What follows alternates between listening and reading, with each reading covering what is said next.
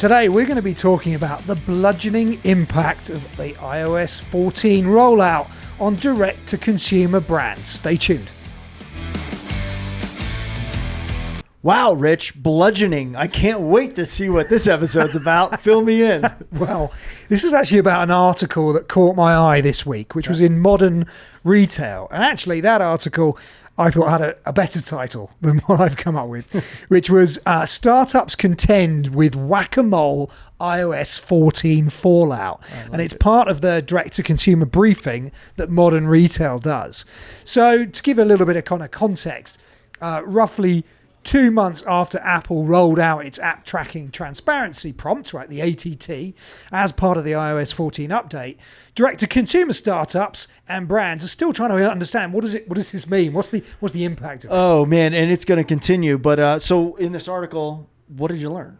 Well, the article interviews a number of marketers and media buyers from DTC Brands, basically to get a read on the impact 2 months in from this change. And there are some interesting observations. And by the way, if you haven't seen it, we already have some stats and facts behind this in a previous episode. So go back and watch that if you actually want to see the stats behind this.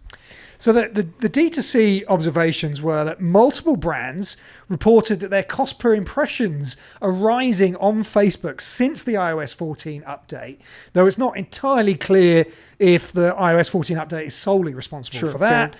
There's a lot going on with the end of this pandemic and sort of changing behavior and spend. But brands that advertise on Snapchat are also reporting rising CPMs as advertising shifts from the Facebook ecosystem. So that was observation number one. Number two is that the conversion and purchase-related data that Facebook reports back continues to get less accurate, brands say. Less accurate. Now, the third is also pretty interesting. So most companies are now trying to use supplemental data to determine how effective their Facebook ads are. We've seen that. Yeah, and Scott Cunningham on a previous episode talked about attribution is going to be a huge problem here, so it's coming to life. And then the fourth and last observation is that brands are investing more of their own efforts in collecting customer data, which they can use to feed Facebook retargeting. First-party relationships. If you own the data, you can retarget, and you know who you're actually retargeting. Man, that makes sense. No, that's exactly right. And there's a great quote here from Josh Knopman, who's the director of digital growth at Caraway, and I'll read it to you.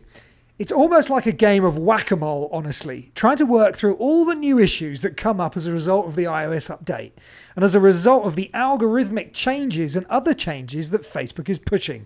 Something that worked last week will most likely not work this week. Crazy. Look, most direct-to-consumer brands and these startups, they've seen the biggest hit on Facebook ads. And in last week's episode, we talked about that, or the previous episode, we talked about that. In fact, a Facebook spokesperson said smaller brands are going to be impacted the most here. So Facebook's one of the biggest advertising channels. Even though the iOS 14 update, which really resulted in users having to opt in or out of apps to track their activity across different websites, it has implications for all social media apps, and all advertising businesses. I mean, so much is around Facebook, but it's really much broader. So did it say anything about, CPMs on other platforms or other advertising channels? Yeah, actually, Notman said that since the iOS 14 update first rolled out widely in April, that Caraway has seen a mid-double-digit percentage increase in CPM costs on Facebook. And Jason Wong, who's the managing partner at brand incubator Wonghouse Ventures, said that in some of the most extreme cases, CPMs have doubled on Facebook for his brands. Doubled. Ouch, man. Doubled. Yeah. That's painful. Well, I guess, given that these digital ad platforms can no longer serve ads based on, what products you might have seen or et cetera, because the app tracking. You can't do it on other websites. Yeah. It's just getting harder and harder for these platforms, especially like Facebook, to rely on browser history, right? Cookies, et cetera, to serve the right ads to the right people. So what do you do? Yeah, and as we've seen, rising CPM costs isn't just on Facebook. I mean, Jasmine Rayona, who's a senior manager of growth marketing at home goods brand Brook Linen, said that CPMs for the brand on Snapchat have increased 43% from May to June, something that she anticipates may happen more as other brands diversify ad spend away from Facebook. Okay. All right. So we see this tectonic shift happening. How about, are there examples of brands collecting other data, because iOS 14 isn't giving them the data they need? Yeah, so I mean, another big theme of the article, and David Herman, who's an independent media buyer who was chatted to about the changes, said that one of the biggest challenges he's sorting through with his clients is the fact that the data Facebook has been reporting back about the performance of ad campaigns has gotten more unreliable.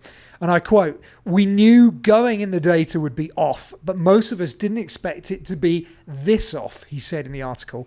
In some cases, he said that the pixel-related data that Facebook reports back to brands, right, that's data related to what a person did after viewing an ad, such as adding an item to a cart or buying it, seemed to be off by as much as 50%. That's crazy. This is not a new problem, but iOS, Facebook's always had attribution issues and technology and this and that, but iOS 14 makes it even harder. iOS 15 is going to make it even harder. And we do know, and I'm going to quote here because you teed this up for me, Facebook says on its own help section of their website, quote, "As more people opt out of tracking on iOS 14 devices, ad personalization and performance reporting will be limited for both the app and the web conversion events," which is the primary, tactics that marketers are using when they're advertising. So another big strategic shift is that brands are investing more of their own efforts in collecting customer data, which they can then use to feed Facebook retargeting. We've talked about that extensively on Thinking Caps in the past, but it's really nice to see that this strategy is filtering through the industry. This is the zero-party data strategy that we've talked a lot about. And in the article, Wong said that he's doing this through SMS and email marketing, as well as creating a shoppable quiz for prospective customers to take. Sound familiar? Oh, we know that well. Yeah. So the article actually ends by positing the question, how do brands grow in a post-iOS 14 world? Yeah, look, we're experts at this. We've been doing this before we even landed here at CHEETAH. So it's all about following the blueprint we've been talking about. It's zero-party data. You have to get your own data. You have to become a data company. So you got to build a zero-party data strategy, number one. You got to think about the value exchange you can offer to your consumers that will really get them engaging with your brand. What really makes sense. Why are they going to connect with you directly? Why are they going to share their data? Why are they going to keep coming back and cutting the middlemen out? How are you going to have that direct relationship? And sometimes that involves, a prize or a dangle or an offer or a carrot, but it could also be brand safety. I promise to respect your data. I promise to only do this and that with your data, whereas, the Facebooks and the middlemen of the world, who knows what they're doing. So you need to do that. You need to get them engaging. You need to share that data, inside your organization. And you need to understand, how valuable is your consumer over the long term. So the other thing. And what's the value exchange, and specifically that's going to tempt that consumer to have that direct relationship with you. So you've got that first party data, those first party relationships, which Google, IAB, and everyone else values now in this post iOS 14 world. Think about that. When IAB, the Interactive Advertising Bureau, tells you need to create a value exchange with your advertising, you better listen, because they really just want you to spend money on advertising. And the best value exchange you could possibly have to govern a relationship between brand and consumer is a modern loyalty program. Yeah, I was just going to say, that's like the heart of it, right? And don't think of loyalty as a post-purchase. Don't think of loyalty as something you bolt on once you have a relationship with consumers. No. You can have it from day one. Yeah, it's about governing the relationship between brand and consumer. So we saw from our eConsultancy Trends 2021 Index report that consumers will share all sorts of data with you. They value all sorts of things other than discounts, unlocking content, VIP treatment, access to products before others get it. So lots of ways that you can build that close first-party relationship between brand and consumer. Yeah, lastly, I'll just say, if you're spending ad dollars, spend a good portion of them to get people off the platforms you're advertising on and into your database, that value exchange. And we've great client stories at CheetahDigital.com. Botex one, they turned all their advertising into data collection. And Vans is another for experiential loyalty programs. Check it out on Cheetah Digital. Cool. Well, we're at time. We have a lot on this topic. Rich, closing thoughts? CheetahDigital.com. Lots of use cases for this stuff. See you next time.